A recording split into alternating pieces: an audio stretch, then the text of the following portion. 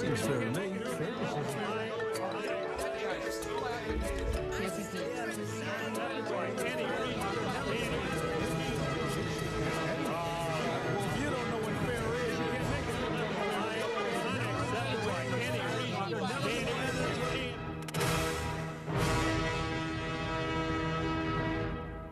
Donnybrook is made possible by the support of the Betsy and Thomas Patterson Foundation and the members of 9PBS.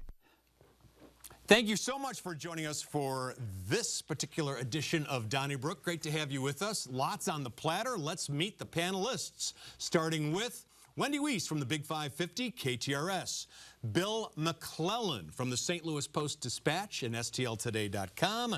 Similar credentials for Mr. Joe Holloman, also with STLtoday.com. And from the St. Louis American, we welcome Alvin Reed. Hey, we have new art on in our continuing art program above the mantle here in the beautiful, plush but not overly ostentatious studio. That comes from Scott Bean. And hey, that's beautiful, Scott. If you'd like to see more of Mr. Bean's work, go to scottrbeanartist.design. And if you'd like to be part of this program, just contact us here at 9PBS. We're going to start with you, Bill, as the mayor of the city of St. Louis, Tashara Jones, delivered her State of the City address this week, and she touted lower crime numbers and also lower amounts of time it takes to call 911. And in fact, I had that experience last week driving home on 6440. I saw a woman in distress on the side of the road. I called 911. They answered. Some guy named Wagner answered within 5 seconds maybe, and was very pleasant. So I was very satisfied with that. She said that the city's in the middle of a renaissance. The mayor did. Do you believe it? Well, not quite. And I'm a big booster of the city. You know, I'm in Forest Park every day, and when friends come to town, I take them to the Hill, and everybody's always impressed. But I think saying the city's in a renaissance kind of overdoes it. I don't blame the mayor. I think the crime problem is a cultural thing, and it's all around the country, the gangster culture. And I think the schools, you can't have a renaissance until you have schools that people want to send their kids to, because right now, like half of my block is Clayton and half is the city. And if you live on the Clayton side, like I do, you have these wonderful schools for free. If you live on the city side, you have to factor in tuition to a private school, pretty much. So I think until those two things, neither of which the mayor has anything to do with, happen, there won't really be a renaissance. If I were the mayor, okay, of any city, and I said at some point shortly after my election or while I was running that I am going to reduce crime, and crime was a smidgen down, there's a thing called hear me tell it. All right, hear me tell it. I've wiped crime out. So, you know, she didn't say that. Renaissance, I would say we're in the beginning of a renaissance. I mean, better, maybe more factual, just said like, we're off to a good start. And I want to keep that good start going. So I don't have a problem with that. I don't expect her to say, yeah, we can see the renaissance in the distance. She's running for office. She's a politician. This is the kind of thing that she has to say. But we are not near a renaissance, in my opinion. Yeah, you know, renaissance is one of those great words, and no one's going to kick off a second run to be mayor, which the mayor is going to do, by saying, wow, we're in a so-so spot right now. I mean, you know, so you call it a renaissance, but, you know, crime stats, the only thing about, and I believe when the crime stats are on your side, go ahead and, you know, brag about them. But when those stats start going the other way, then don't shy away from them then. And that's what we find, and I've found over the years. In fact, I remember a great line from the late police chief Bob Sheets, who said, I never take credit for the crime rate when it goes down, and I don't take blame when it goes up. Because that's what they do. They're cyclical. But I was just, I remember when Francis Slay was mayor, in maybe his third term, you know, very strong. And I had lunch with one of his aides who said to me, you know, things have really turned around. He said, and you know, the kids are all moving back from the suburbs, coming into the city, and the parents, like you, will follow, live downtown. He said, and I don't know if he used the word of renaissance or the other one they like is transformational. Yeah, it's transformational. Well, I think the Transformational is mayor a big deserves some criticism for not getting the city on the right track. And, you know, she wanted control of the police department. She still wants it, Bill, but she reduced the number of police officers that are authorized from 1,300 to 1,200. She did give them a pay raise, but it's not enough to compete in the arms race of salaries in the county. And as a result, we still have homicides that are far higher than a lot of cities in the country with much higher populations. Especially when she's we have focusing on North St. Louis, and that's where you see the most steady, you know, increases. So, But that's where murder is I understand. down. I mean, understand. right. The South Side murder rate wasn't, you know, anything compared to that. And I hear what you're saying, but what's your point, Charlie? I mean, she made a speech and she said it was a renaissance, and she's running. I don't for think it's a office. renaissance. I don't think any of us sitting at the table think it's a renaissance. It's a word. But there's been other issues too. We've had issues such as the jail, where the review board cannot even tour the kitchen or the medical facilities. We have payments to the airport, which are so bad that vendors are threatening to quit. Okay, the point I'm making is, I didn't think that's what we were talking about. I mean, we could, if we want to bang on the mayor, we could do that for. I think we all agree it's not a renaissance. Yeah. I agree that renaissance is a very cool word to use It's also, when you're going to run for re-election. It's not tethered to reality, though. Today, the Business Journal had a story that the population loss in the city of St. Louis is greater than a handful of cities in the country. But life is still, for a lot of people, very good. I mean, Then why are they moving out? Well, Charlie, some are moving in. You just mentioned the crime and education are really bad. So yeah. I mean, is it a renaissance? No. Is it perfect? No, not at all. But things aren't a lot worse. My kids live in the city. I mean, if it was my daughter, you know, and I'm just saying that. We had to cancel the 13 Carnival. We canceled the Moonlight Ramble. Okay, this is all, I get what you're saying, but what I'm saying is, I think it's a city in despair. Joe Biden and Donald Trump are painting a picture of themselves that makes it look like, oh, man, this is a great place to live. And you're just kind of like thinking wait. Well, you're not supporting them either, are you? Well, what I'm saying is that if I'm running for office and my stump speeches and whatnot, these were the things I said, okay, somebody's out there saying like, oh, well, this is that, and this is this, and that's that. I just feel like, I mean, she's going to run for mayor. She's going to run against for something. Carter said there's a great malaise. Right. Yes. And he was ridiculed. And voted out. Lost the next election. That's right. That's right. I find it amazing that we're debating the fact that a politician used exaggeration and hyperbole that's in what what's they a do. political stump speech. I don't think anybody disagrees with you that we're not in a renaissance. No. But again, is she going to just say, we're so-so, we're okay, we're pretty lukewarm? No, they're going to tout the good side. She's running for There was a re-election. time when members of the media held politicians to account for what they said. You guys are getting I think we are, Charlie. Wait, I'm just Bad saying. word choice, but you haven't identified. You guys are like the sports I mean, journalists who cover the Cardinals. I think that was I think like Derek Gould does a wonderful job. He does. They all do. And he explains things that I hadn't even heard of. Okay, let me ask you about this cigar chopping cop who was off duty at the Marquee Lounge on Locust. Just, I don't know when this was, but it was recently, and the video of this, Wendy, went viral across the nation, I guess. Here's a guy who was apprehending someone who was failing to leave a bar. So I guess he was going to be arrested for trespassing or disturbance of the peace or something like that. Right. He detained him by kneeling on him, which I'm sure is correct police procedure, but then he lit up a stogie while the guy was on his back. Now, I think that is so unprofessional at a time when a lot of people are questioning the professionalism of the St. Louis Metropolitan Police Department. What was that you think? were just saying about a shortage in the number of police officers in St. Louis, in the city of St. Louis? That's right. Who would sign on for this kind of scrutiny? I don't think we can ask men and women, hear me out. Not to smoke? I don't think we, oh my God, Charlie. This isn't Robert's Rules of Order. This isn't Emily Post. This is, this is somebody who is charged with keeping the peace. He was acting as an off-duty security officer, as they often do. He was wearing the STLMPD uniform. But if he, maybe he was hot dogging for his friends. I don't know what, he wasn't putting the cigar out on the man in question, on the suspect.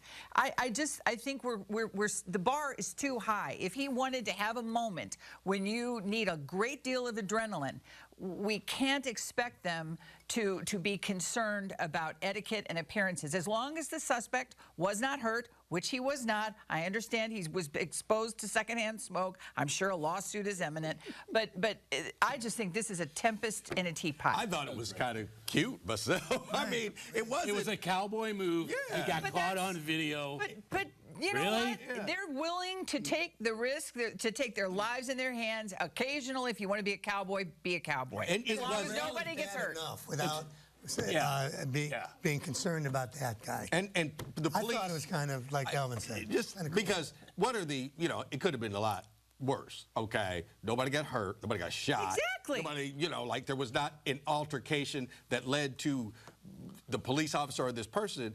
Plus, he was off duty, okay? Now, I might be working security, but I was off duty, and this happened, and while I'm waiting for the police to get here, I lit a cigar. Because I did what I was supposed to do. Yeah, right. And I'm happy. And it wasn't making my Victory day. cigar. No. Yeah. I can't. You're upset about that, and upset about the mayor's speech, Charlie. I don't get it. They seem to be things that are like. I recall when he these. yelled at Wendy. I can recall when these panelists were very upset when the police yelled, "Whose streets are streets?" I think that's a whole different issue. As a really. lighting up a cigar in someone's I didn't even face. mind that.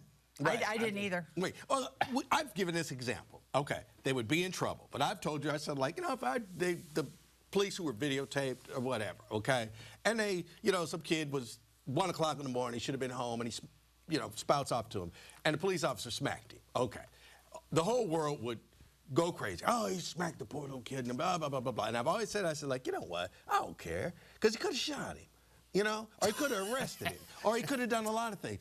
But he smacked the kid and told him to go home, all right? Now, this guy lit a cigar, all right? Just do your job, do it So if it peaceably. happens again, you won't be bothered by it? I won't be bothered by it at all. Okay. I think maybe it should become part of every arrest now, where you light up a cigar. thing. It's like Red Auerbach after a Celtics victory. But he didn't do it while kneeling on some guy's chest. All right, Joe, let me ask you about Did Mark. it indoors. That's even worse. Oh, yeah.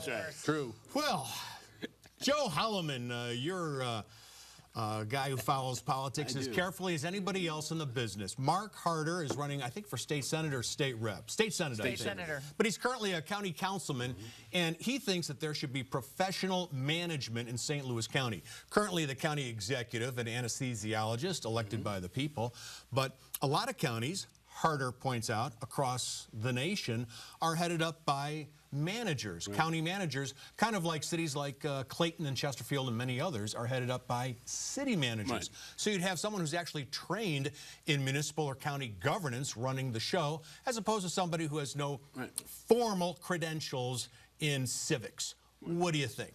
I think it's one of the more interesting political stories, only because of all the ramifications.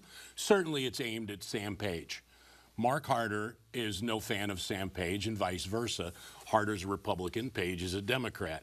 It is put in to basically, theoretically, the whole move behind the city management, city administrator type system is to remove direct political influence out of the operation of government, where a city manager deals with all the department heads. All the city council, or in this case county council, does is they appoint the manager. That's where their influence is. So he's proposing to basically take a bunch of power away from Sam Page as county executive. Where it gets very interesting is there are 3 Republicans on the board and 4 Democrats. So, and it's to put this in front of the voters as to what they would like to do vis-a-vis this proposal. So one would have to assume that Dennis Hancock and Mark Harder, 2 Republicans, will be in favor of it. Kelly Dunaway and Lisa Clancy have supported everything Sam Page does. So now we're left with 1 Republican, Ernie Trachis, 2 Democrats, Shalonda Webb and Rita Hurd-Days. Mr. Harder would have to get 2 of those 3 to vote in favor of that bill. So I think it's going to be very interesting, and it's going to be all kinds of backdoor political maneuvering as to see. But is it a good idea? Generally speaking, I think the theory of a city manager is a fine idea for the very reason But it's this is a set county up. manager. County manager. Same thing. Yeah, same thing. We have one. In Kirkwood. Fine gentleman named Russ Hawes, moved here from someplace else, got here when, got hired by the city of Kirkwood, didn't know anybody in Kirkwood. Even better. That's why I like him, because they're like, look, I don't have any kind of fiefdom or axe in this fight. I'm here to manage the city. And all cities need them. I just think it's a very, very good idea. Take Sam Page out of it. I'm sorry, Alvin. Maybe because I grew up in Chicago under Mayor Daley. Oh, yeah. But I cannot imagine a city manager and or a county manager and he or she being above politics. I just don't think it's a good idea. Let the voters. They make plenty of mistakes, but I would rather see an elected person in charge. There's a whole lot of dysfunction, though, going on at the county council, and I think that this might be our only hope for, bringing that to an end. And one of the things that happened in recent years, that I was so surprised by, is when the county got the money from the Ram settlement, and it took them, a year or so to put it into an interest-bearing account. Maybe if we had someone who had knowledge of municipal finances, then this wouldn't have happened, and we wouldn't have lost millions of dollars. And I bet you there's examples like that. Well, the city forgetting to collect the marijuana tax. Yes.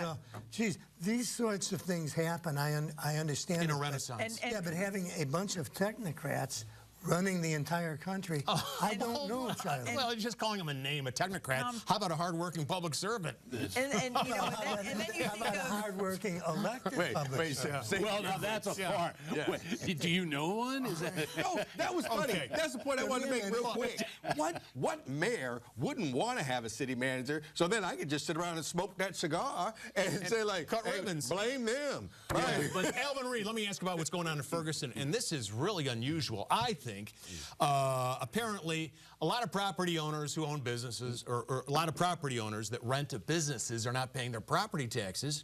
So there's one proposal to yank the license from the business inside the building that is not up to date on its property taxes, even if the business itself doesn't own the building and is not responsible for the property taxes. Well, I have traded emails and spoke to over the years with Nick Kassoff, and we have differing opinions, but I really like him. He's the Ferguson alderman proposing this. Right. Yes. And, when I read that, I'm saying, like, you know what? Yeah, this is full of potholes, but at the same time, man, he's on to something here. You got to do something. And maybe the first step is, okay, you might lose your tenant if you don't, pay your taxes, and then you're not getting any money after that, and then just maybe it's an impetus to get 50, 60, 70% of these back taxes paid. It does. You're right. It seems circuitous, but at the same time, to know that somebody's feet are being held to a flame gives it. But it's not the right feet. Let's say. Speaking of feet, let's say someone who gives pedicures, and she's let's say, renting the space. She has no say at all about whether those property taxes are paid. Why would you yank her license? Charlie, the property owner, if he needs to be able to rent that property to make money, and if you tell him, well, you can't rent it because you haven't paid your property taxes, and Kassoff is an economist, so I think he knows. And I think, is it an imperfect proposal? Absolutely. But I agree with Alvin when he was talking about it gets it started. And I think what your position is it's sort of like with the plagued unhoused Bill of Rights, that there's going to be some perfect piece of legislation immediately crafted that's going to solve the problem. I appreciate that Kassoff is saying, we need to get this tax money. You owe tax money. How does this work? So you put that down, and then maybe you negotiate it. Maybe you figure out a way to where the people, instead of paying their rent to the landlord. But here's the deal. But let's get it started. Let's get it started. I'm a barber. I got a license, and my shop is in Bill's building. Bill doesn't pay the property taxes, so my barber's license get yanked, and my kids starve. That's the idea? No, not necessarily. No. I think that what you do is, all right, I'm left in a situation where I'm suing my landlord. That's right. Or I'm going to the city and saying, like, can you garnish his my rent money. Right. In fact, I can drive it down here and hand it to you. Something can happen. Now, I will say, the smaller the business, the less chance you're probably going to have getting a little bit of justice. Because if Emerson or whoever used to be in Ferguson had paid their, taxes on a building that they rented, they go throw out, like whoever works there. I want to congratulate you. You used the correct verb tense for garnishee. Most people use garnish. Thank you. That's something that you put in. Hey, that was great. Yeah, Hey, now, I've been there. I want to ask you, I have not been as there. Bill McClellan always says, don't let the perfect be the enemy of the good. Alvin Reed, what about that BP station on Shoto? A couple of months ago, they decided to yank the license of the shoot 'em up shell on Tucker because there's too much crime around there.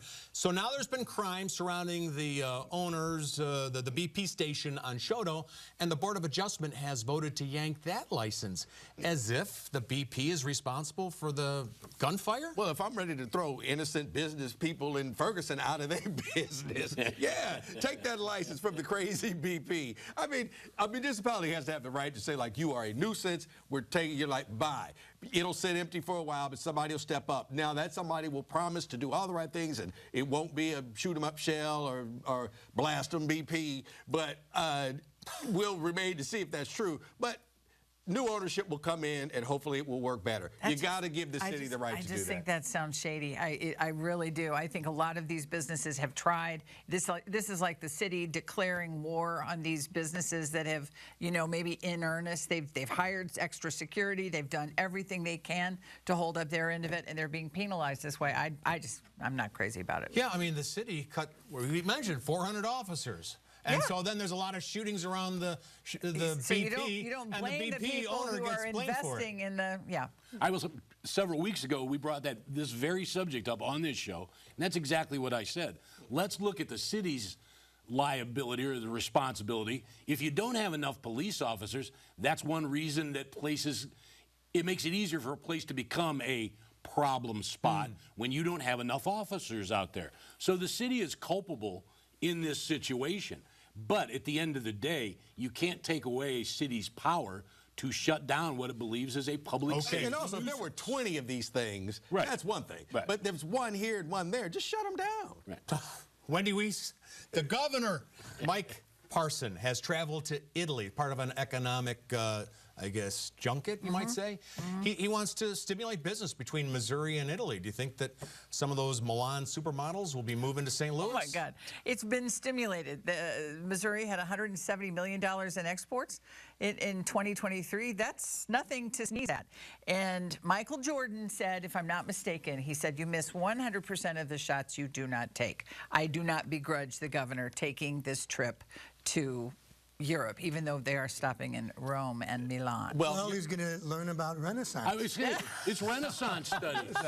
Well, he listened to Tashara Jones talk about the Renaissance. He said, I'm going to Maybe check they're going together. Who knows? How many free trips can you jam in between now and January the 1st when the new governor takes over? Yeah, it's a junket, and we make wine in Missouri, and they make wine in Italy, so maybe we can trade or something. It's a trip that he took. That's all, right? Yeah, I don't expect him to accomplish anything except see the world a little bit. I mean, he went from being a sheriff to the governor. Yeah. Shake a few hands, say, hey, visit St. Louis. Come to Kansas City. Say, hey, paisan. Yeah. So the mayor recently went to Montreal with the county executive. Yeah. And last year, I think everybody, including people from this TV station, went to London, right? That's right. Well, they went over there to work, and then the people went to Montreal, turned around, and came back. They weren't there for however long the governor's going to be in Italy. Well, do any of these ever bear fruit in your Well, that was just, hey, estimation? we're glad we got a flight to Montreal, so I don't blame anybody who flew to Montreal and I think they ate lunch and came back. I mean, I don't have a problem with that. But is $170 million in exports? I mean, I know it could be greater. Maybe that's what he wants to try to do by, shaking how much the governor will be able to accomplish as far as getting new exports, I don't know. Was it $170 million to Italy itself, or was it? Italy. Oh. What are we trading with Italy? Agriculture, cows. Pasta. Soybeans. Like You hand out some business cards, you press a little flesh. These are junkets, man. I mean, right. dude, That's should any of them happen? These aren't no. arms, But Nicole. they're never Should going be to there stop. to cover them. 1 minute to go.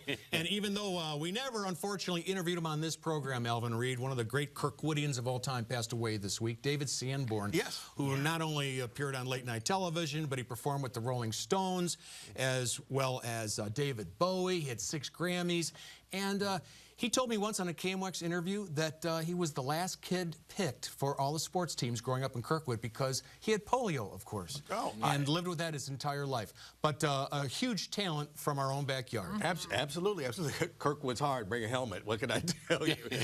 But no, he was a great Kirkwoodian. Took pride in the city that he had lived in for many years, and it was a sad day when he passed away. And he had just received an award, I guess, last fall here from Jazz St. Louis. So it's fitting that did occur, and he was here and picked it up himself. For sure, one of the greats. Hey, let's go to the old mailbag and see what the viewers had to say about last week's show. Jim and Becky Sachs of Wentzville wrote, "This past Saturday evening, we attended Bugs Bunny at the Symphony at Stiefel, while the UFC Fight Night was at Enterprise, and the St. Louis City SC had a home game. We were pleased to see a number of St. Louis City police officers directing traffic and monitoring the area. Thank you for being there. It was appreciated."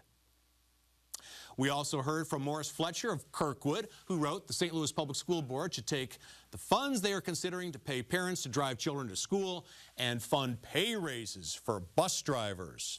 We also got this call from, that was Morris Fletcher of Kirkwood, and we got this call from the 9 line. The "Where is Kim Gardner" story is purely a political fabrication, because I just checked the Missouri Bar website and she's a member in good standing, which means she paid her bar dues in 2024 and confirmed her address. If the state auditor really wanted to find her, he could contact the Missouri Bar. They have an address for her. Thank you, Rick Dorsey of Florissant, for that call.